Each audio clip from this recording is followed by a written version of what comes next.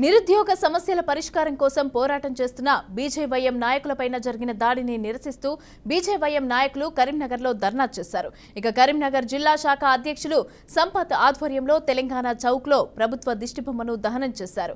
నీళ్లు, నిధులు, నియామకాలతో రాష్ట్రంలో అధికారంలోకి వచ్చిన గత ప్రభుత్వం నిరుద్యోగుల జీవితాలతో ఆడుకుందని సంపత్ ఆరోపించారు. ఇక ప్రస్తుతం సీఎం రేవంత్ రెడ్డి నిరుద్యోగులకు ఉపాధి అవకాశాలు కల్పిస్తామని హామీ ఇచ్చి మర్చిపోయారని ఫైర్ అయ్యారు. ఇక హామీల గురించి అడిగిన నిరుద్యోగులపైన అక్రమ కేసులు నమోదు చేయటం ఎంతవరకు సమంజసమని సంపత్ నిలదీశారు.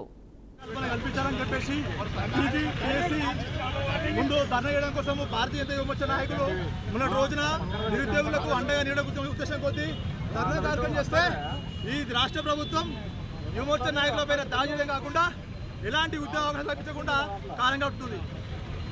తెలంగాణ రాష్ట్రం ఏర్పడిన తర్వాత కాంగ్రెస్ పాలనతో ఉన్నటువంటి వ్యవస్థ కథలు చూసినాము.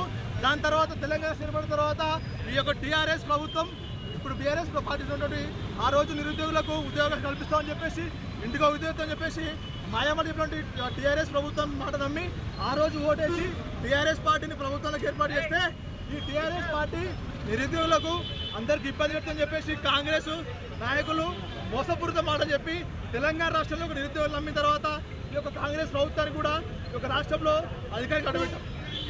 దాని తర్వాత ఇన్ని రోజులు 6 నెలలు అయినప్పటికీ కూడా తెలంగాణ రాష్ట్రంలో ఒక ఉద్యోగ అవకాశం కూడా ఈ యొక్క కాంగ్రెస్ ప్రభుత్వం కల్పించలేదు. మా యొక్క డిమాండ్స్ ఏంటంటే ఈ గ్రూప్ 1 ఫిలిప్స్లో 1:50 కాకుండా 1:100 చేయాలని చెప్పేసి దాంతోపాటుగా గ్రూప్ 2, గ్రూప్ 3లో అధిక ఉద్యోగాలు కల్పించాలని చెప్పేసి నోటిఫికేషన్ చెప్పి